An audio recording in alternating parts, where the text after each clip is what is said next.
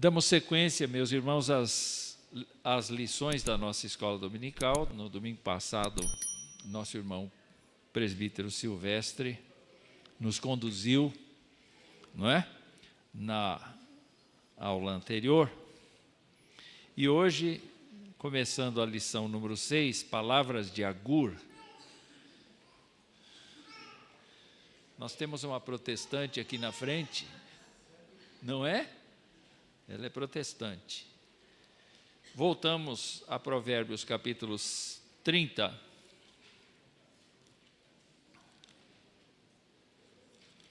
Provérbios capítulo 30.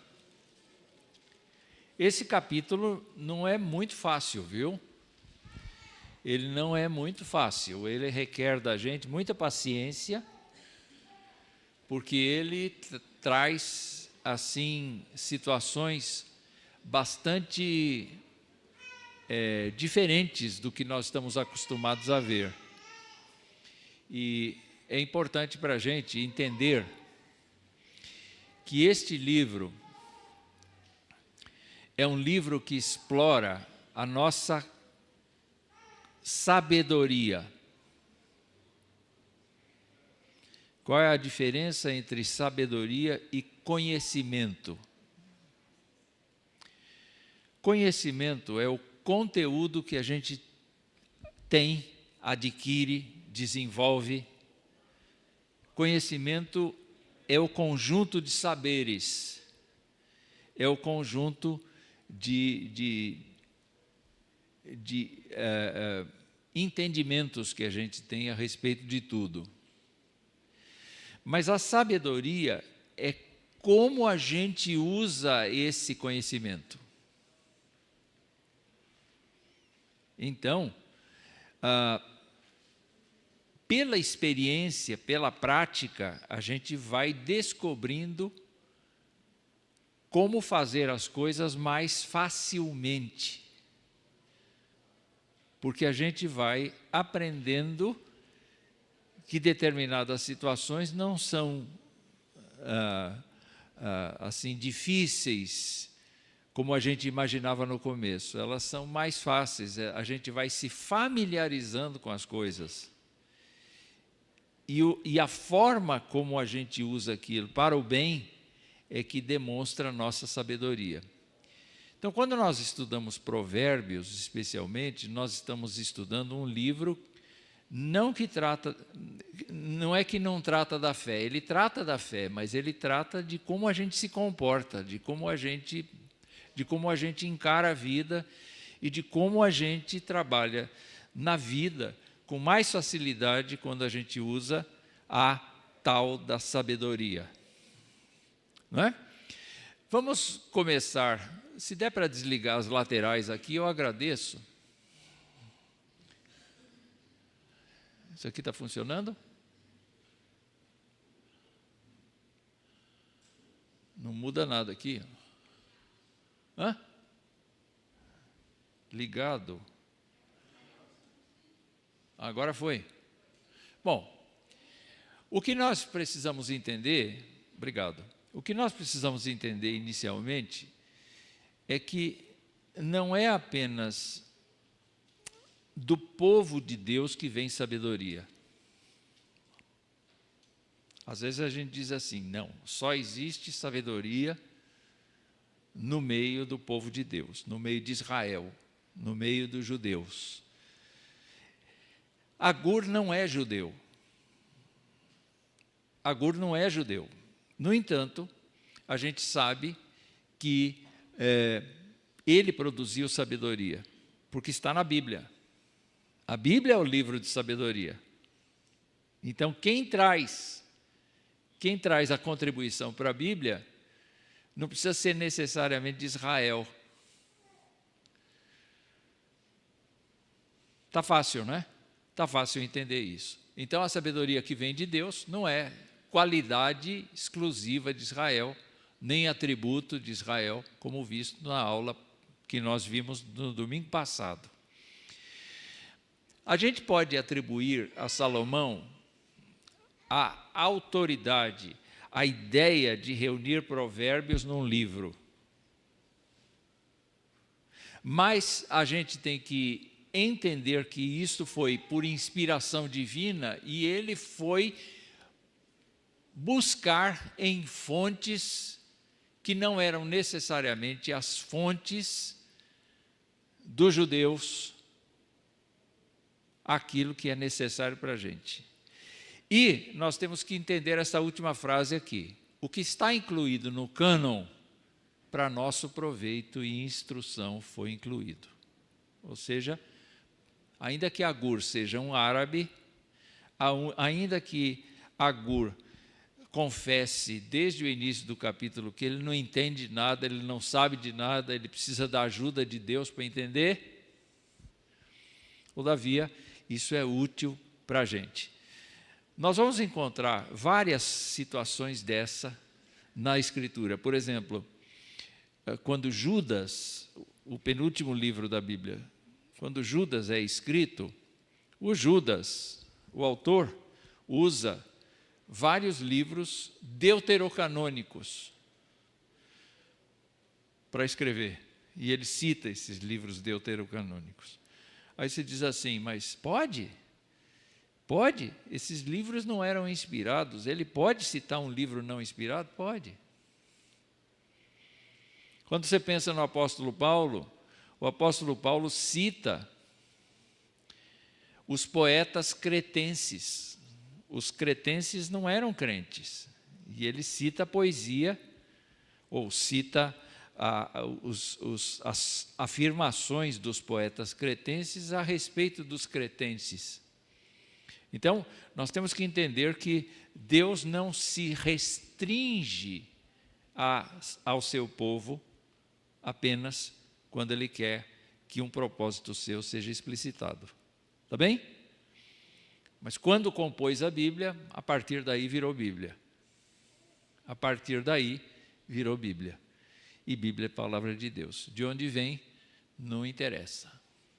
Então, a pergunta é, quem foi Agur? Há uma hipótese judaica que foi massificada, que faz parte inclusive do Midrash, que Salomão escreveu com outro nome, mas tudo era Salomão que escreveu, não é? É como dizer que a seleção brasileira de futebol é a melhor do mundo, ainda que não ganhe nada faz trocentos anos. É a melhor do mundo, não é? Isso para dizer que Salomão era o melhor do mundo, não é? Mas não, na verdade, a maioria dos intérpretes consideram que Agur foi um sábio do Oriente, cujo nome talvez signifique colhedor, ou mercenário. É melhor colhedor do que mercenário. E ele não era israelita, ele era filho de Jaque, e Jaque significa obediente ou piedoso, de Massá, que é registrado em Gênesis como uma cidade árabe. Então, provavelmente, ele não era do povo de Deus, ele não era da aliança, mas ele consta no livro de Provérbios como um expoente da sabedoria.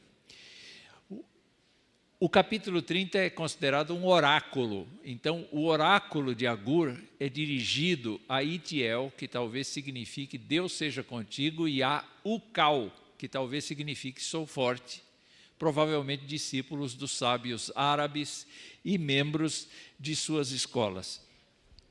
Quando você vê aqui o título, As palavras de Agur, filho de Jaque de Massá, não é isso? Essas anotações aqui fazem parte do versículo 1 em várias cópias, em várias traduções da Bíblia. Mas, na composição do versículo, aparece, aqui não aparece, nesta versão ARA, a revista e atualizada, não aparece os nomes Itiel e Ucal.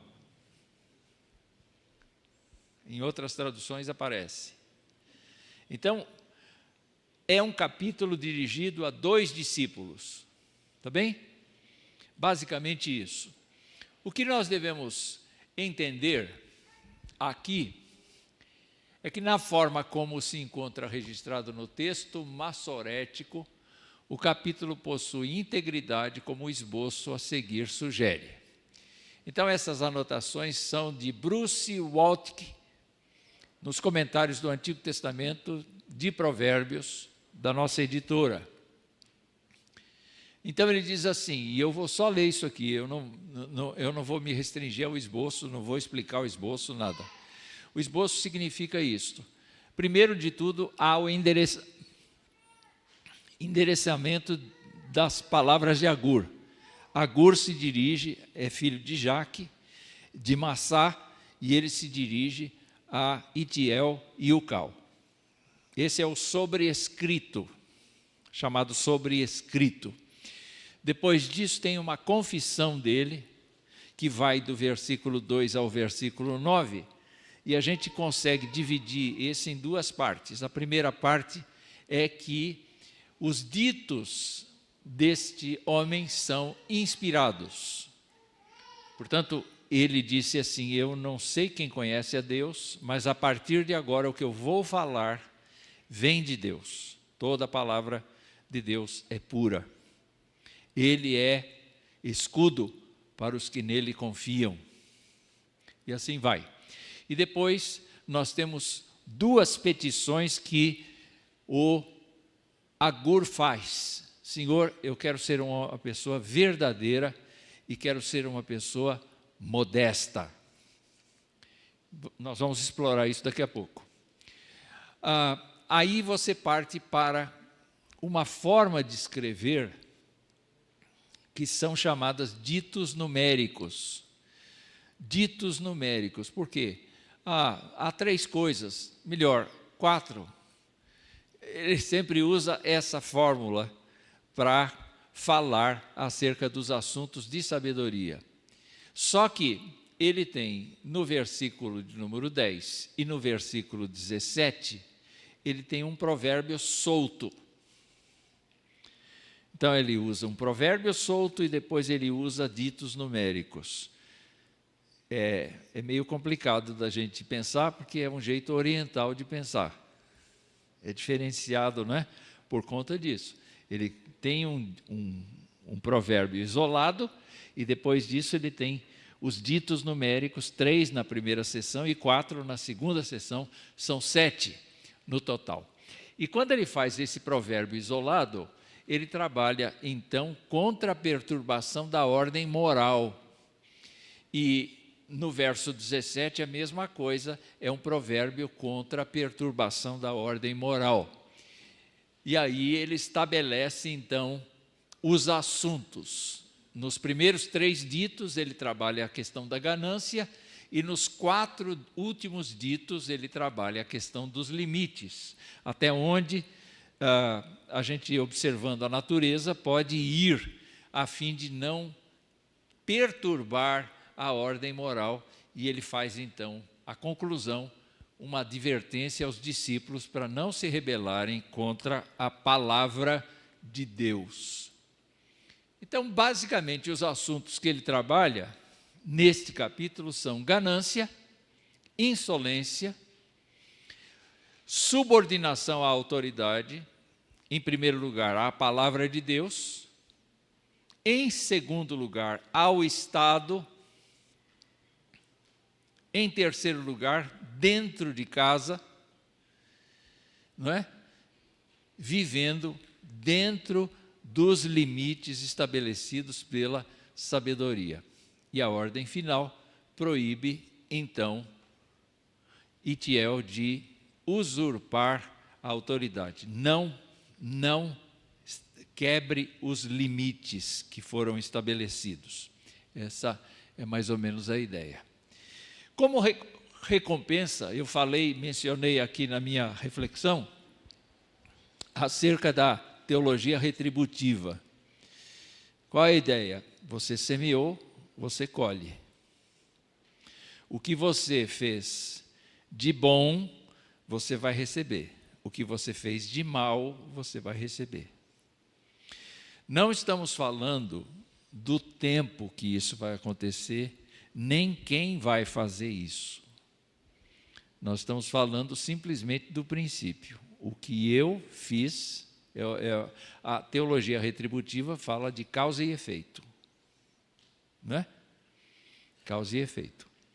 Então, se eu cozinhei mal, o que vai acontecer, dona presidente? Vai ficar ruim. E não é só isso, né? Maridão vai botar na internet, né? Hoje foi duro. Não é? Hoje foi duro, hoje foi difícil. Então, o mundo fica sabendo que aquele cozimento não foi bom. Então, a ganância e a insolência atraem sobre si a ira de Deus e causam transtorno, não apenas transtorno social, mas transtorno cósmico. Qual é o sentido do transtorno cósmico? Se eu acrescentar, é o que disse o versículo 6, se eu acrescentar alguma coisa, o Senhor vai ficar irritado.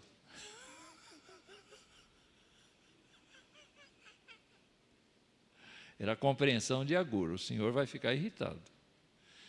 A gente sabe, por outro lado da Escritura, que a longanimidade de Deus é absurda, né?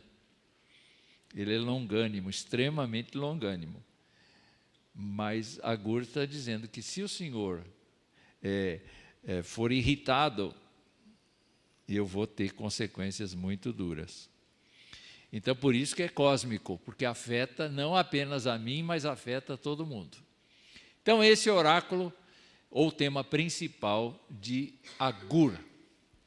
Vamos olhar passo a passo, então, passo a passo, as sessões que estão aí. A primeira sessão nos diz assim, vocês podem me ajudar lendo. Vamos ler do 1 ao 4, do 1 ao 4. Vamos lá. Disse o homem, fatiguei-me, ó Deus, e estou exausto, porque sou demasiadamente estúpido para ser homem.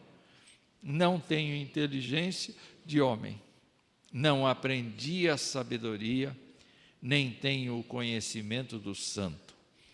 Quem subiu ao céu ou desceu? Quem encerrou os ventos nos seus punhos? Quem amarrou as águas na sua roupa? Quem estabeleceu todas as extremidades da terra? Qual é o seu nome? Qual é o nome de seu filho, se é que o sabes? O que vocês percebem aí? O que vocês percebem aí? Uma incapacidade. Ele está descrevendo que ele não entende das coisas. O que ele está fazendo? Ele está se rebaixando? Ele está se fazendo de vítima? O que vocês acham que ele está fazendo? Como é? Ele está descrevendo quem realmente ele é. Eu queria que você pensasse acerca de você mesmo, do seu tamanhinho e de Deus, o Criador de todas as coisas. O nosso cérebro não quer usar a sabedoria de Deus, porque o nosso cérebro acha que nós somos sábios o suficiente. Nós somos prepotentes, nós somos orgulhosos, nós somos vaidosos, por natureza. Por natureza, nós temos uma tendência de não aceitar esse tipo de realidade moral. Né? A nossa opinião é melhor, o nosso modo de encarar é o melhor, a gente não tem paciência de ouvir o outro, porque a gente acha que a gente tem uma ideia melhor. Não é assim? E, no entanto, Agur começa dizendo, eu estou arrasado, eu estou exausto, eu estou cansado. Eu usei a nova versão transformadora, NVT, para colocar aí. Ele diz: sou o mais tolo dos homens, não tenho discernimento, não aprendi a sabedoria humana, nem tenho conhecimento do santo. O apóstolo Paulo disse assim: tudo que eu tinha, eu considerei perda. Isso é se rebaixar? Não. Isso é assumir uma atitude sábia. Deus está na frente, Ele sempre esteve, Ele é o Criador, Ele entende do funcionamento da natureza, e eu não. Ainda que eu saiba fazer arroz e feijão, isso é tudo que eu sei. E o que é fazer arroz e feijão perto da magnitude de tudo quanto Deus criou? E da magnitude moral do Senhor. Está se sentindo capacho? Pequenininho? Eu estou. Então ele admite a ignorância quanto ao conhecimento de Deus, mas ele começa então a demonstrar a sabedoria quando ele remete tudo à palavra de Deus. Como é que eu me torno sábio do ponto de vista do que Deus se agrada? Quando eu conheço a Escritura. É claro que eu repito aqui o que eu disse, a gente pode crescer na tecnologia, a gente pode crescer nos usos e costumes, a gente pode crescer nas ciências, mas o primeiro e mais sublime conhecimento para a sabedoria da gente, da construção da gente, é a Escritura. É a Escritura. E ele então diz: toda a palavra de Deus se prova verdadeira, ele é escudo para quem busca a sua proteção. Não acrescente nada às palavras dele, se o fizer, ele o repreenderá e mostrará que você é mentiroso. Então a palavra de Deus aqui responde às perguntas do coração e encaminha o ignorante ao conhecimento e à comunhão com Deus. E isso traz a verdadeira sabedoria. Salomão diria isso de outra maneira. Ele diria: o temor do Senhor é o princípio da sabedoria. Viver com Deus intimamente, ter uma vida de comunhão estreita com o Senhor, é a verdadeira sabedoria.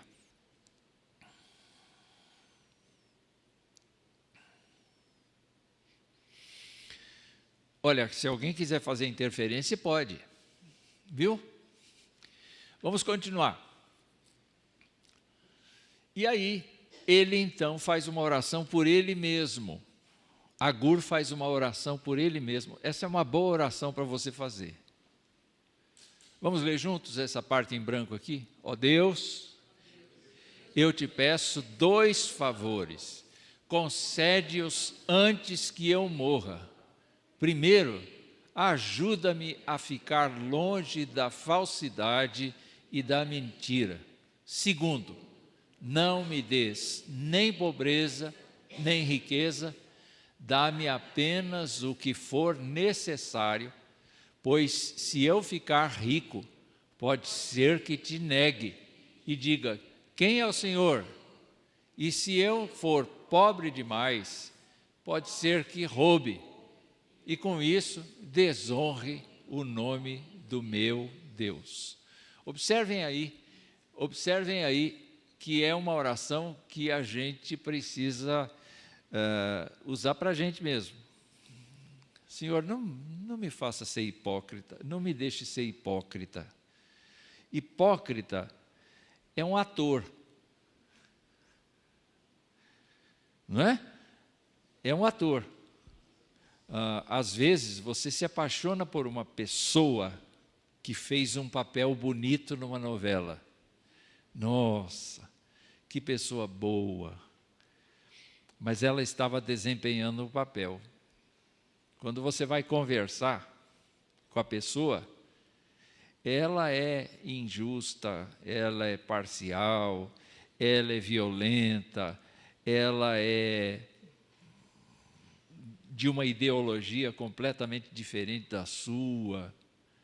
Mas por que ela era tão bonita? Porque ela estava desempenhando um papel. É o papel que traz o nome de hipocrisia. É por isso que é tão duro ser crente de igreja. Porque a gente vem para a igreja, a gente troca a roupa. A gente troca a linguagem. Não é assim? A gente troca o discurso. E a gente não deveria trocar o discurso. Do jeito que a gente é aqui, bonzinho, louvado seja Deus, o Senhor te abençoe e te guarde, a gente deveria ser lá fora. A minha mulher é testemunha de quantas vezes a hipocrisia toma conta de mim, porque eu tenho que vestir uma vestimenta de pastor. Mas ela me vê de pijama.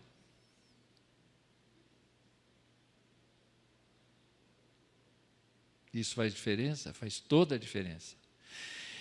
Então, trabalhar na igreja, me envolver com os crentes da igreja, significa de eu orar assim: Senhor, eu não quero ser uma pessoa nem falsa, nem mentirosa. Eu quero ser uma pessoa verdadeira, mas eu preciso de sabedoria para viver desse jeito.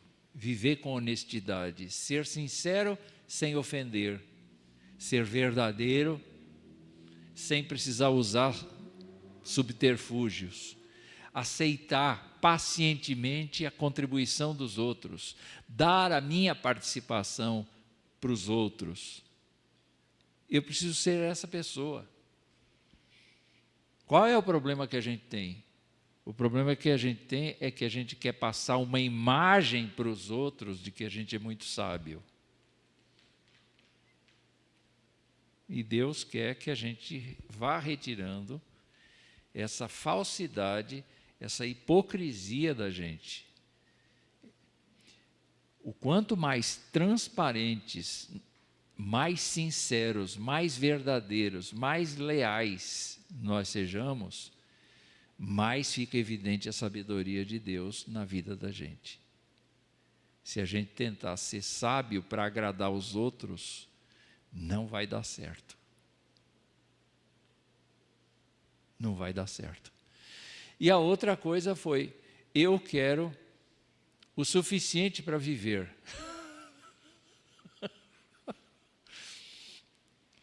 Isso foge das teorias capitalistas, isso foge das teorias todas que o homem tem de enriquecimento, foge da teologia da prosperidade. A verdadeira sabedoria não está em enriquecer, porque ele diz assim: olha, se eu enriquecer, pode ser que eu te negue. E essa é uma coisa que Jesus apontou na parábola do semeador. Ele diz: tem um grupo de pessoas que é semelhante à semente que caiu entre os espinhos. Os espinhos cresceram e a planta também cresceu no meio dos espinhos, mas os espinhos sufocaram a planta. Ela ficou forte, mas ela ficou sem fruto. Então ela perdeu a finalidade. Jesus contou também a parábola do sal que perde o seu sabor. Ele fica insípido. Não presta para nada. É sal. Você pega na mão, é sal. Você põe na língua, ele não salga. Ele perdeu o valor. Então é possível que um crente adquira muito conhecimento bíblico, seja um teólogo, seja uma pessoa assim acostumada com a igreja, tenha cargos de liderança, tal, etc. Mas pelo fato de querer crescer, querer progredir financeiramente, querer sair do seu estado em que está para melhor financeiramente, ele se perca. E ele perca ele perda a sua relação com Deus, porque ele começa a confiar na riqueza dele, na conta bancária dele.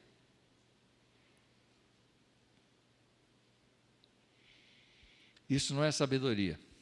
A sabedoria é dizer assim: quem me sustenta é o Senhor. Como é que Jesus ensinou a orar? Dá-nos o pão nosso de cada dia.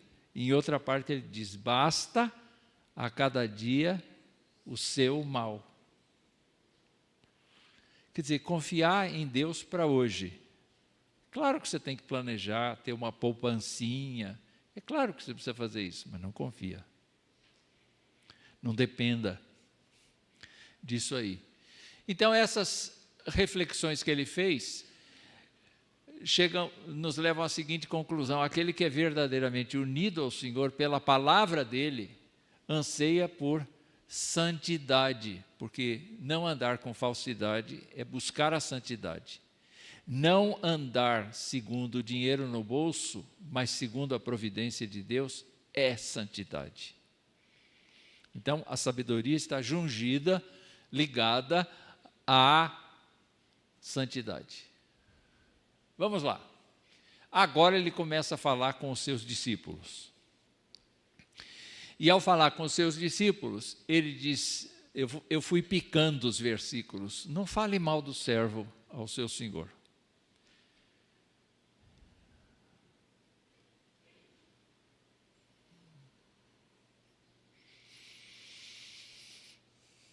Segunda coisa, não amaldiçoe seu pai e sua mãe.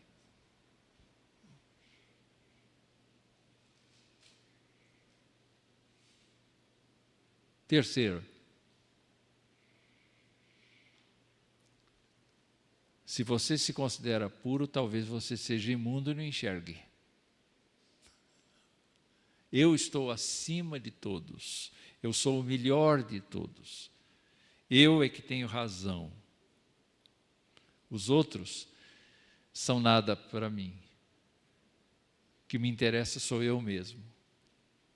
Né? Então ele diz assim: consideram-se puros, mas são imundos. Olham ao redor com orgulho e lançam olhares de desprezo. E no verso 14, devoram os pobres e devoram os necessitados. Por favor, interrompa aqui a leitura de Agur e leia Paulo na segunda carta a Timóteo, no capítulo 3.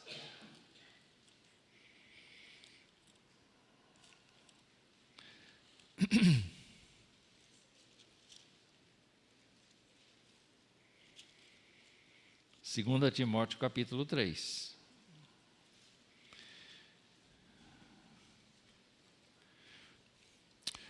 De 1 a 5. Qualquer irmão pode ler, por favor? Eu vou com o microfone. É Zé Carlos que vai ler?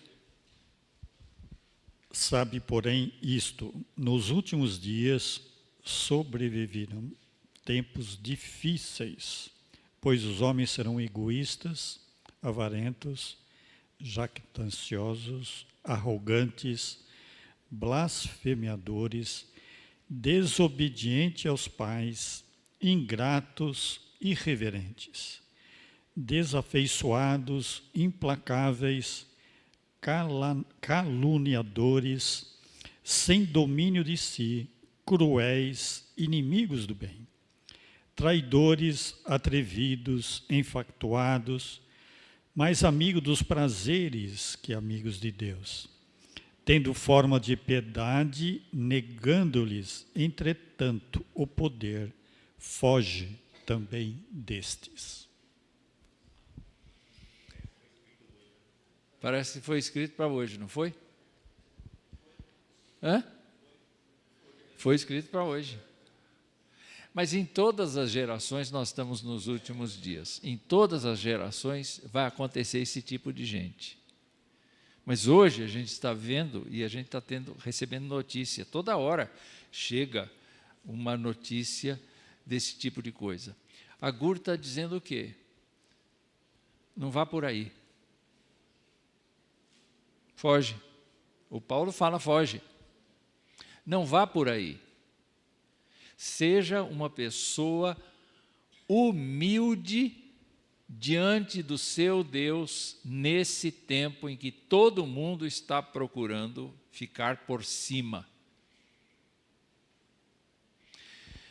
Quando Jesus falava dessas coisas, ele dizia assim, se alguém te ferir numa face, dê a outra. Quer dizer, crente serve para apanhar? Não.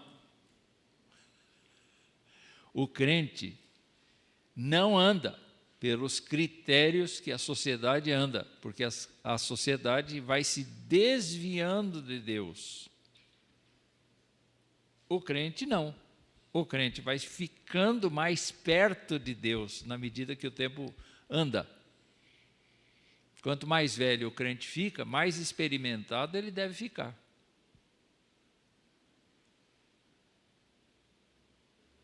E diante dessa circunstância, o Agur está dizendo, olha, esse povo aí é ganancioso, esse povo é insolente, esse povo pensa que está sendo sábio e está sendo burro. Então, ele dá um exemplo interessante aqui. Vocês sabem o que é isso à esquerda, né? A sanguessuga. Eu fui buscar uma imagem da sanguessuga para a gente ter ideia. A sanguessuga tem duas bocas que dizem mais. Mais. Com uma boca, ela gruda. E com a outra boca, ela suga. Então, essa boca aqui, ela quer cada vez mais. Ela não se sacia. E esta boca que come aqui, ela come mais. Ela não se sacia. E aí, então, o Agur foi dizer o seguinte, há 3 coisas que nunca se satisfazem, ou melhor, 4 que nunca dizem é suficiente. A sepultura, não para gente de ir para a sepultura, não é? Não para. Agora mesmo acabou de morrer alguém, já vai para a sepultura. Agora acabou de morrer mais alguém, já vai para a sepultura. E não para. Não vai chegar, olha, amanhã é dia 9, não haverá mortes. Não, ela quer. Ela é insaciável. O ventre estéril, quer dizer, você fica vendo os exemplos das mães bíblicas que tinham problema de esterilidade. Você lembra da Ana, por exemplo, como ela chorava diante de Deus por conta do fato de não ter filhos. Você também se lembra do deserto, não é? Você joga um copo d'água no deserto, está seco outra vez. Quer mais água? E não basta. E o fogo? Vocês já viram uma mata sendo queimada? O fogo não tem parada, não tem interrupção. Então, ele listou essas 4 coisas aqui, e mais o exemplo da sanguessuga, para dizer como é que uma pessoa sem Deus vive.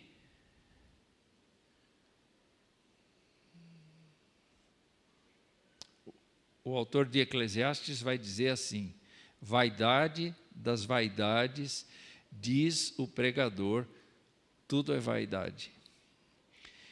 Uma interpretação da palavra vaidade seria frustração. Frustração das frustrações, tudo é frustração. Você consegue uma coisa, mas daqui a pouco você se enche dessa coisa e você quer mais. E você quer mais. É que nem a criança que ganha um brinquedo. Não é? Ela ganha o brinquedo, ela brinca 5 minutos e ela já quer outro. Essa é a rotina do mundo. É a ganância. E o que o Agur está dizendo? O Agur está dizendo, olhe, As pessoas são assim, mas o sábio pede para não ser nem falso, nem hipócrita, e para ter da parte de Deus o que ele necessita. Vamos caminhar.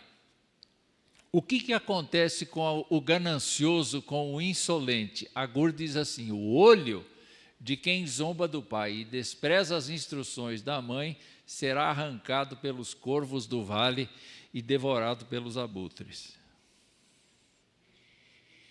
É uma forma oriental de dizer que ele vai ser castigado.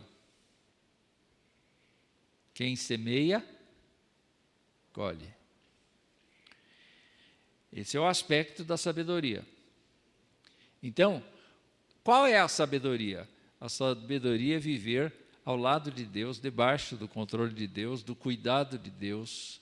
Deus não é antitecnológico, senão ele não dava criatividade para o ser humano fazer o que faz. Mas Deus não quer que a gente seja fiel no plano humano, fiel ao humano. Ele quer que o crente seja fiel ao divino, ao padrão divino. E por conta disso, então, ele avisa, Agur avisa, que vai haver um castigo por conta de quem é ganancioso, por conta de quem é insolente. Qual outra? Aí ele entra numa série de perplexidades. Há 3 coisas que me deixam maravilhado, ou melhor, 4 coisas que eu não entendo.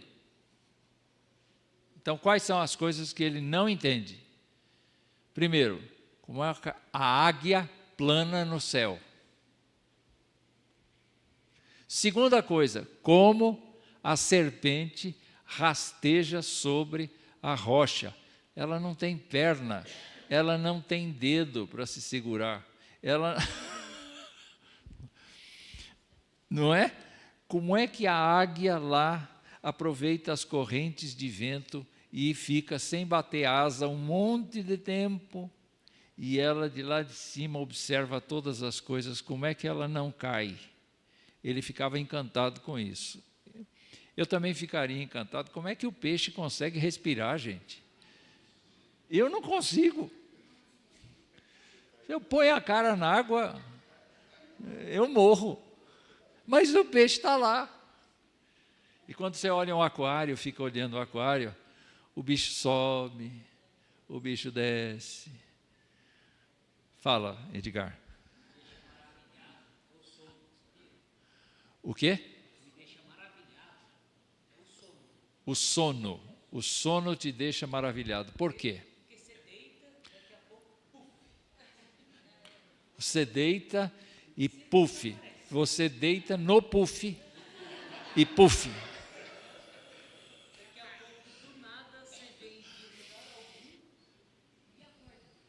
É. Não é? Não, mas tem vários mecanismos do nosso corpo que são encantadores. Uma vez, minha querida esposa desmaiou. Desmaiou e eu fiquei apavorado. E a gente foi no médico para outros assuntos, eu aproveitei e fiz a pergunta: por que ela desmaiou?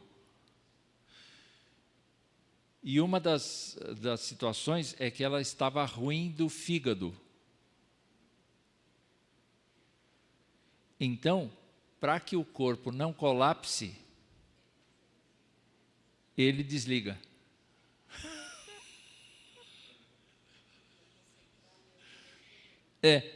Ele desliga. Então ela desmaiou porque o corpo dela desligou em virtude da crise de fígado.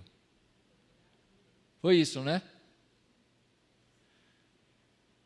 E desmonta mesmo, gente. Escangalha com tudo. Não é? Ela desmaiou, aí ela se arrastou até o quarto, deitou, e aí eu acordei. Eu não estava vigiando. Eu acordei, ela falou comigo e disse assim, eu acho que eu desmaiei. Sabe aquela voz assim? Eu acho que eu desmaiei. Aí eu acendi a luz, gente, ela tinha um galo na cabeça, porque ela bateu a cabeça no chão. Falei, tirei uma fotografia. Peguei o celular e blá, blá, blá. Eu tenho até hoje essa fotografia do galo. A missa do galo.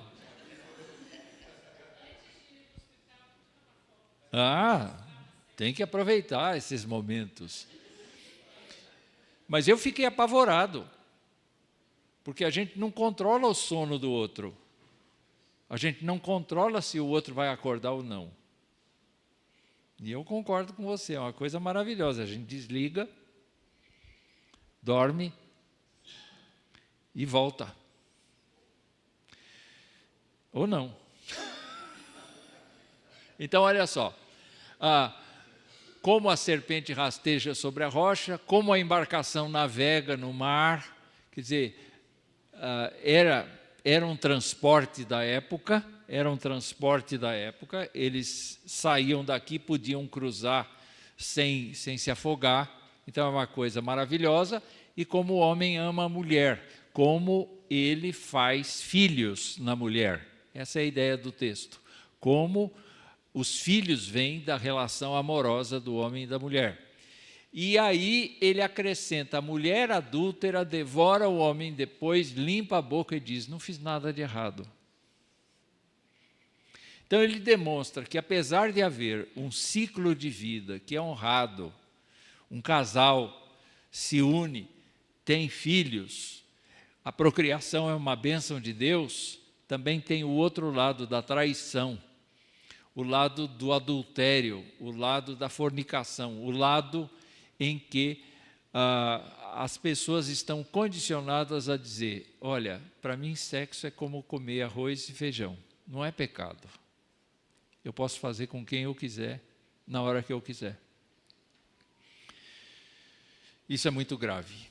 Então ele acusava isso, ele estava perplexo quanto a esse comportamento. Aí ele segue, e ele tem outra perplexidade quanto à ordem social do ser humano.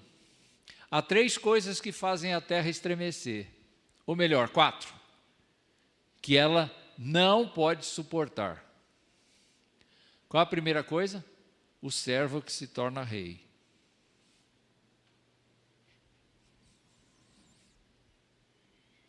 O servo que se torna rei, nós não estamos falando da capacidade dele. Porque a gente se lembra de José, que se tornou rei. Agora imagine que em nenhum lugar do Egito Deus encontrou uma pessoa como José.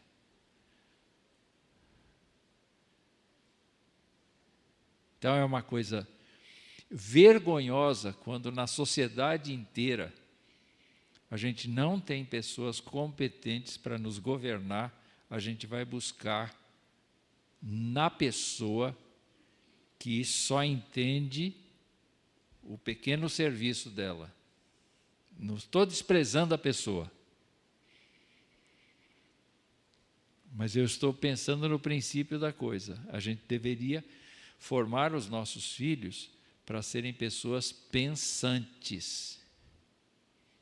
Porque o servo aqui pressupõe o escravo, a pessoa que não tem cultura, a pessoa que não tem sabedoria. Então, quando ele diz assim, quando uma pessoa que não tem sabedoria assume o governo, isso é uma coisa que me faz estremecer. E ele diz outra coisa, ele diz, o tolo arrogante que prospera. Como é que eu trabalho e não enriqueço? O desonesto, o ladrão, o criminoso, o bandido, o influencer, que só fala abobrinha, fica rico.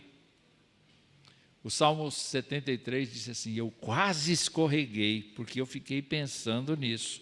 Eu apanho todo dia de Deus. Eu apanho todo dia de Deus. E o insensato vai lá, é louvado pela sociedade, sabe, tem um auditório constante, enriquece. Isso faz a terra ser uma terra louca, completamente invertidos os valores. A mulher amargurada que enfim arruma um marido. Isso só vocês entendem, eu não entendo. Isso me faz estremecer também. A mulher amargurada é aquela mulher que nenhum homem satisfaz. Ah, esse é muito baixo, esse é muito gordo, esse é muito alto, esse é pobre, esse é analfabeto, esse é isso, esse é aquilo. E ela vai ficando para a titia, não é? Então, quando ela arruma um marido, o agur estremece. Não é? E a serva que toma o lugar de sua senhora. Isso também é ruim. Aí está herdeira. Ela toma um lugar. Então ele diz essas perplexidades quanto à ordem social. E você observa, primeiro caso, ele se torna rei. Depois, a última aqui é a serva que toma o lugar da sua senhora em casa. Então a sabedoria vai desde a atitude que nós temos para com o governo até a atitude que nós temos em casa. Estamos chegando no final e ele diz: 4 coisas na terra são pequenas, mas muito sábias. Formigas, que embora não sejam fortes, armazenam alimento no verão. Coelhos silvestres, ou então texugos, que embora não sejam poderosos, fazem sua toca nas rochas. Os gafanhotos, que embora não tenham rei, marcham em fileira. E as lagartixas, que embora sejam fáceis de apanhar, ou os gecos, né? Vivem até nos palácios dos reis. Qual é o contraste que ele faz? Uma grande dificuldade e uma facilidade. Então, lá em cima ele diz assim: são pequenas, mas muito sábias. No início de Provérbios, há uma recomendação dizendo: vai ter com a formiga, o preguiçoso. Aprenda com as coisas da natureza que ser pequeno não é problema. Você não precisa ser grande. Você precisa ser sábio. Essa é a ideia que me passa o texto. Então, as perplexidades do sábio quanto ao que é vulnerável, mas que se reverte em sabedoria e força. E a última coisa aqui, antes do conselho final, é as perplexidades do sábio quanto à dignidade e força em contraste com a vulnerabilidade. Um crente tem que entender o seu papel na sociedade e andar de maneira não capachal, mas de maneira de uma boa postura. Não me envergonho do Evangelho, porque é o poder de Deus para a salvação de todo aquele que crê, primeiro do judeu e depois do grego. Então, o que ele está dizendo? Todo mundo acha que eu sou louco porque eu creio na cruz. Todo mundo acha que eu sou louco porque eu vivo com a Bíblia na mão. Todo mundo acha que eu sou meio fora de órbita porque eu frequento uma igreja. Eu não me envergonho dessas coisas, porque é o poder de Deus para a salvação de todo aquele que crê.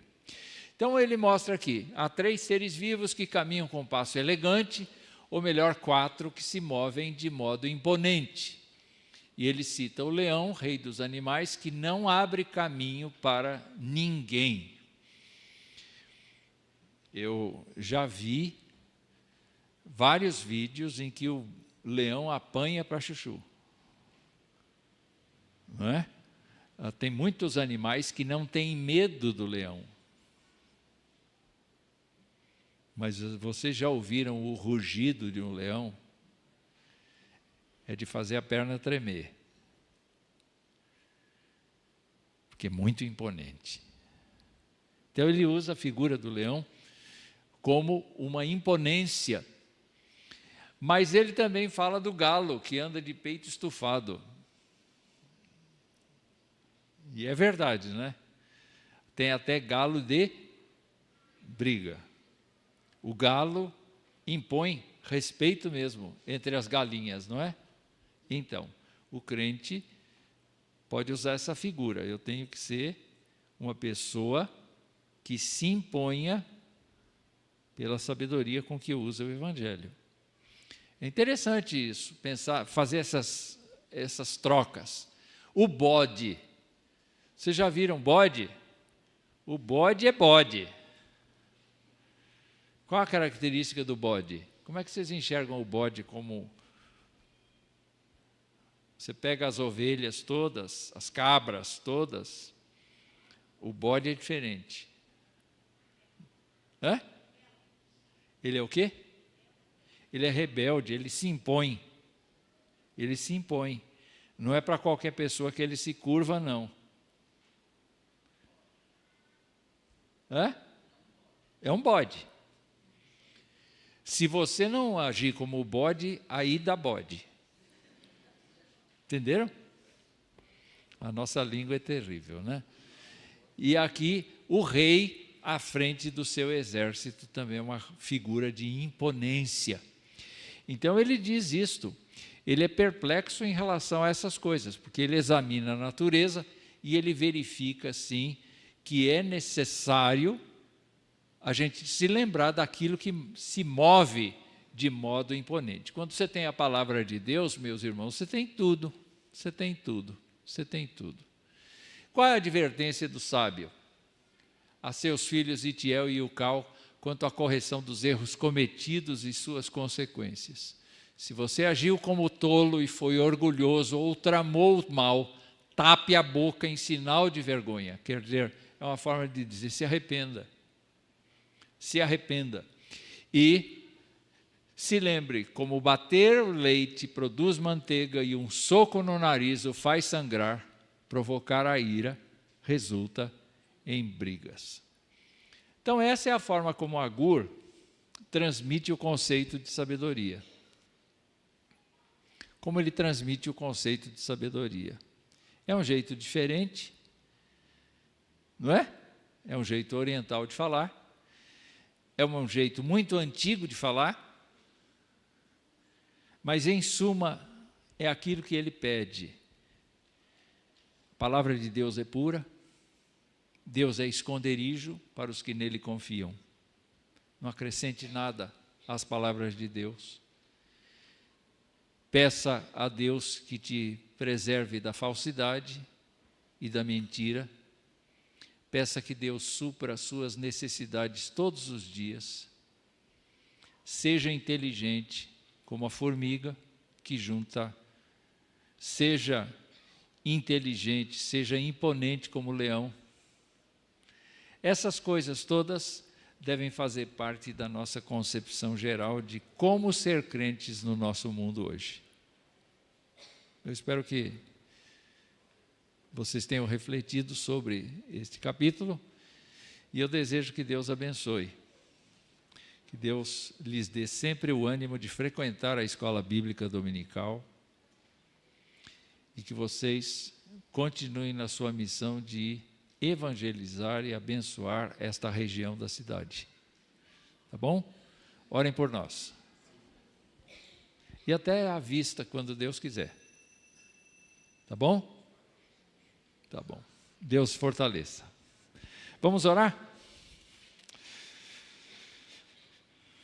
Pai nosso que estás nos céus, santificado seja o teu nome. Venha o teu reino. Ore comigo. Seja feita tua vontade, assim na terra como nos céus. O pão nosso de cada dia nos dá hoje. Perdoa as nossas dívidas, assim como nós perdoamos aos nossos devedores. não nos deixes cair em tentação, mas livra-nos do mal, pois teu é o reino, poder e a glória para sempre. Amém. Irmãos queridos, o Senhor vos abençoe e vos guarde. Vão na paz do Senhor, tenham um bom domingo e voltem para a casa do Senhor agora às 18 horas. Tá bem? Até logo.